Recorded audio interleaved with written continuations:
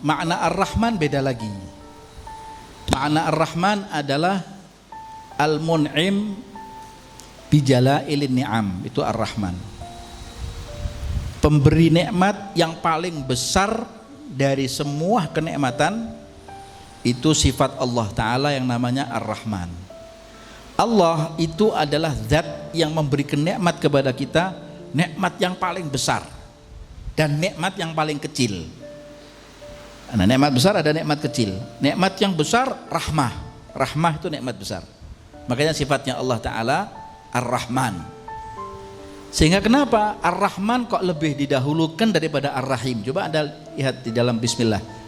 Bismillahirrahmanirrahim. Rahman didahulukan daripada Ar-Rahim. Kenapa? Karena sifat Allah memberikan rahmat itu besar dan Allah tidak mengkhususkan kepada yang muslim. Hatta yang kafir pun dapat. Contoh, mereka bisa hidup, kita bisa hidup. Mereka bisa menikmati apa yang mereka nikmati, kita pun juga begitu.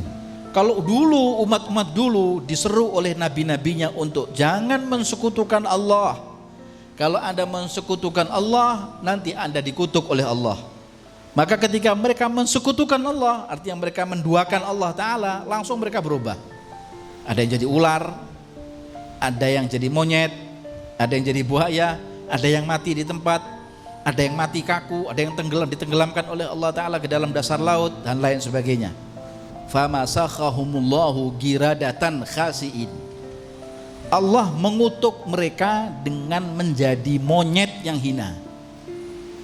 Wujudnya manusia, dedeknya manusia, tapi mukanya kayak monyet. Lah, sifat Ar-Rahmannya Allah Ta'ala untuk umat Rasulullah SAW ini, Allah tidak mengutuk jadi monyet. Mana yang jadi monyet? Tidak ada. Gak ada yang jadi buaya, gak ada. Gak ada yang jadi ular, gak ada. Artinya Allah itu memberikan rahmat kepada umatnya Nabi Muhammad ini menyeluruh. Muslim dapat, non muslim dapat, mukmin dapat, kafir dapat. Itu sifat rahmah, rahmatnya Allah Ta'ala. Rahmahnya Allah Ta'ala menyeluruh. Rahimnya Allah, sifat rahimnya Allah, kenapa ditaruh di belakang? Karena Allah itu memberikan nikmat yang paling kecil. Artinya yang paling kecil bukan yang paling kecil, yang paling lembut, yang paling detail. Apa itu? Orang kafir bisa lihat, punya mata. Mukmin bisa lihat, punya mata. Orang kafir bisa telinganya bisa mendengar, mukmin bisa mendengar. Jadi sifat Ar-Rahman sifatnya menyeluruh kepada semua umat. Ar-Rahim sifatnya lebih kecil. Orang mukmin seperti saya mukmin, Ustaz Ali mukmin, Ustaz Zainal Abidin mukmin, antum mukmin, alhamdulillah, muslimat, akhwat mukminah, subhanallah. Tapi ada sebagian orang yang Allah pilih dari hamba-hambanya yang bisa melihat tidak seperti kita melihat.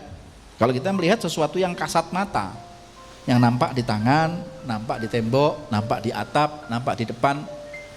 Tapi ada hamba Allah yang bisa melihat sesuatu yang kecil di belakang ini. Di belakang tembok ini ada apa?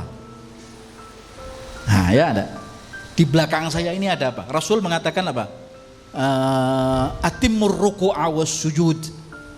Fa inni ra'aitum idza raka'tum wa idza sajadtum. Fa inni ra'aitukum idza raka'tum wa idza sajadtum. Kata Nabi, kalau kalian rukuk dan sujud itu sempurnakan.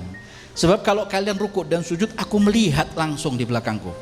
Rasulullah ini kan aslahus salihin, orang yang paling soleh di muka bumi. Rasulullah rajanya aulia, bahkan rajanya anbiya beliau ini. Nah, itu ya.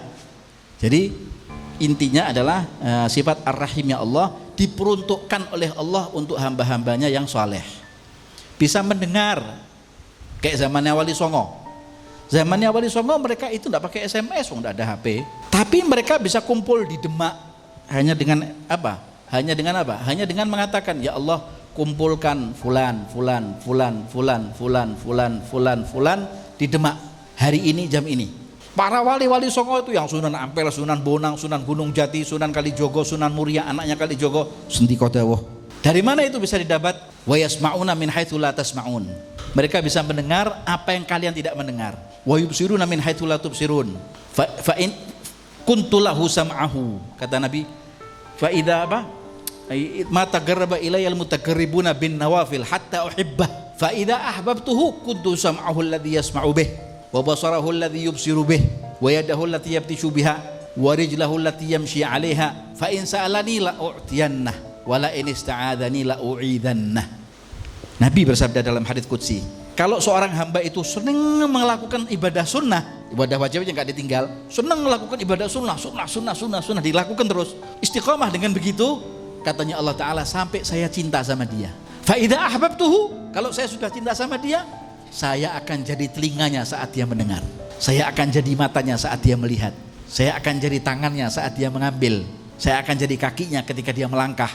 Kalau dia minta, tak beri. Kalau dia minta pertolongan, tak lindungi. Itu waliullah. Waliullah. Ala kulli hal, itu sifat ar-rahimnya Allah. Sifat ar-rahim, makanya sifat ar-rahimnya Allah nanti diperuntukkan oleh Allah buat hambanya yang mukmin semua, insyaallah kita dapat di akhirat. Di akhirat nanti kita dapat ini. Nah, ya, kalau di dunia tidak dapat Ustaz, dapat, tapi buat hambanya yang waliullah. Yang waliullah dapat. Kalau sama waliullah taala mang jenengan seleh ke ilmunya. Ilmunya diseleh ke wae. Nek auliyanya Allah Ta'ala niku babnya beda, babnya sudah berbeda. Itu ar-rahim. Sifat ar-rahimnya Allah itu diperuntukkan untuk mukmin yang ada di dunia. Kalau waliullah, pilihan Allah, nanti di akhirat semua mukmin dapat. Semua mukmin masuk surga dalam dasar waliullah. Jenengan waliullah nanti kalau masuk surga itu wajahnya itu seperti wali-walinya Allah Ta'ala, ya. Wabirrahimi daimil ihsani. Daimil ihsani artinya adalah nama Ar-Rahman dan nama Ar-Rahim, daimil ihsani, yang selalu berbuat kebaikan. Allah itu kan selalu berbuat baik kepada kita. Kita maksiat, tetap Allah kasih nikmat. Kita taat, Allah tetap kasih nikmat. Rahim, daimil ihsani. Kita hatta yang mensyirikkan Allah dapat nikmat dari Allah, dapat. Yang mensekutukan Allah tetap dapat nikmat. Aneh kan? Namanya sifat Ar-Rahmannya Allah.